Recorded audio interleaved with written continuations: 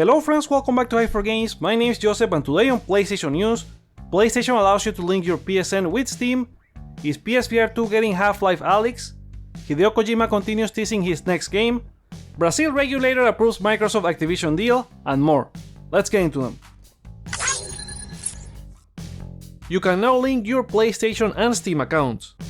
Sony is moving ahead with their plans for PC and now they allow you to link your Steam and PSN accounts for in-game bonuses.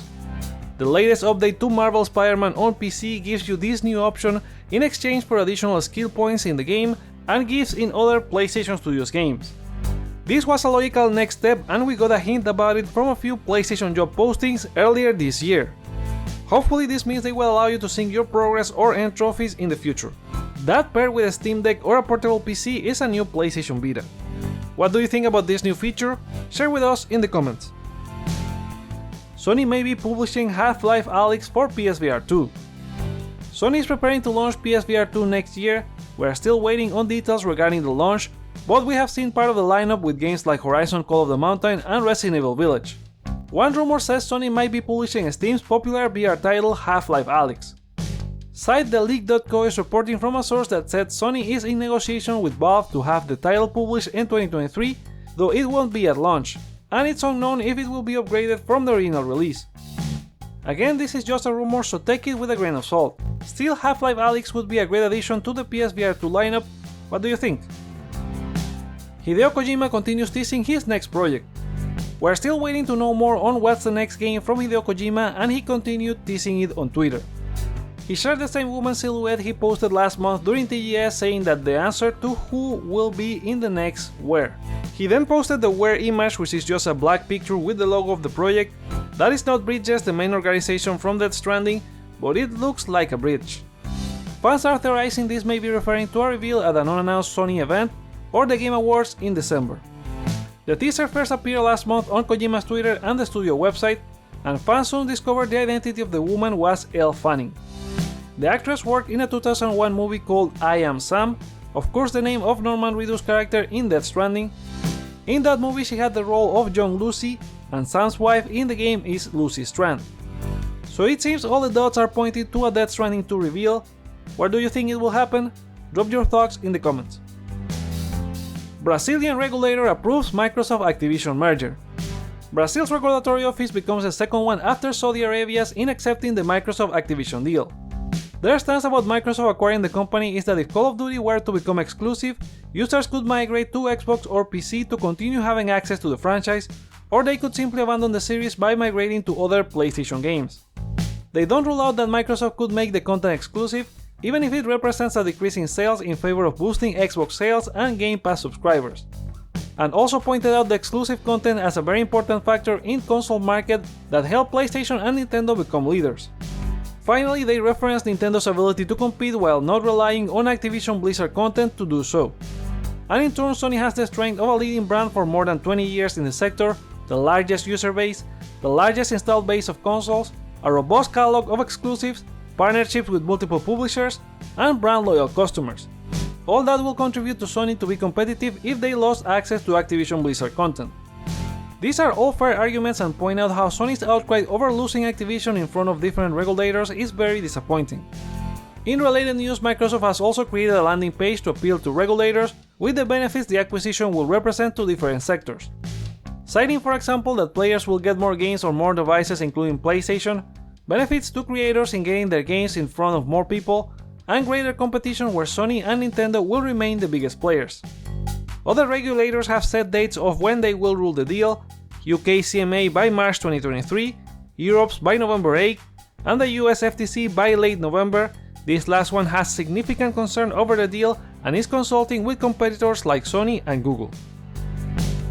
Overwatch 2 servers suffered a DDoS attack at launch. The latest entry in Blizzard's now free-to-play hero shooter was scheduled to launch on Tuesday, October 4th, but instead the game trended on Twitter as several users were not able to play due to multiple issues including logging, the SMS Protect system, and server drops. Blizzard put out a patch, but it seems the game was also the victim of a DDoS attack, as stated by game director Aaron Keller on Twitter. Server issues have continued all throughout the week, with Blizzard apologizing, plus users frustrated not being able to play due to the SMS system, which prevented them to join if they had a prepaid phone plan. Blizzard then decided to disable the two-step verification system for the majority of players. It's unfortunate developers were hit with this type of attack, and even though it's hard for them to predict the demand of the server day one, it seems Blizzard is having these issues every time they release a new game. EA reveals new Need for Speed. Need for Speed returns with a new entry offering an innovative single-player campaign that delivers thrills and consequences through an immersive narrative as you collect, upgrade, and customize your cars on the way to the top. It features a distinct art style based on graffiti and offers 4K resolution and 60 FPS for the first time in the series, and also marks the return of developer Criterion. As leaked the day before, Need for Speed Unbound releases for PS5, Xbox Series, and PC this December 2nd, but pre-ordering gives you access to the game on November 29. A round of quickfire game news. Arc System Works is holding a free-to-play cross-platform network test for Guilty Gear Strive from October 14 to 17, including PS5, PS4, and PC players. Another fighting game having a beta is Street Fighter 6, which in turn will run from October 7 to 10, with full crossplay across PS5, PC, and Xbox Series to test different modes like Casual, Ranked, Battle Hope, Extreme, and more. This one is closed, so if you registered on the website, check your email. The Outer Worlds Spacer's Choice Edition has been rated for PS5 in Taiwan, which means the Obsidian open world RPG may be getting an upgrade soon. Dragon Ball Z Kakarot is also getting an upgrade as announced previously by Bandai Namco, but now we know it will happen on January 13, 2023. The free upgrade will provide better visuals and 60 FPS gameplay on PS5. Overcooked All You Can Eat will get a free update on October 12, adding 10 new levels across 3 new areas, plus new chests, recipes, and gameplay mechanics. IO Interactive is delaying the freelancer mode for Hitman 3 that will add roguelike elements to the game. A closed technical test will be held on PC this November, with the mode now launching on January 26, 2023. Call of Duty Advanced Warfare 2 might be in the works from Sledgehammer Games, according to Ralph Ball from What If Gaming. It would bring the franchise back to a more fast-paced sci-fi shooter, set to be released in 2025. Ubisoft has launched the rumored Far Cry 6 Game of the Year edition, a $120 version that includes the base game and Season Pass plus a second Season Pass. Additionally, Far Cry 3 Blood Dragon and an Ultimate Pack. Owners of the original Far Cry can upgrade for $60. And those are our PlayStation stories for today. What would you like from the Steam and PSN link in the future? When do you think we may hear about Kojima's next game? Share your thoughts on any of the news below, let me know your feedback by liking or disliking this video, check out other videos you may enjoy while you're here, and consider subscribing for more on PlayStation.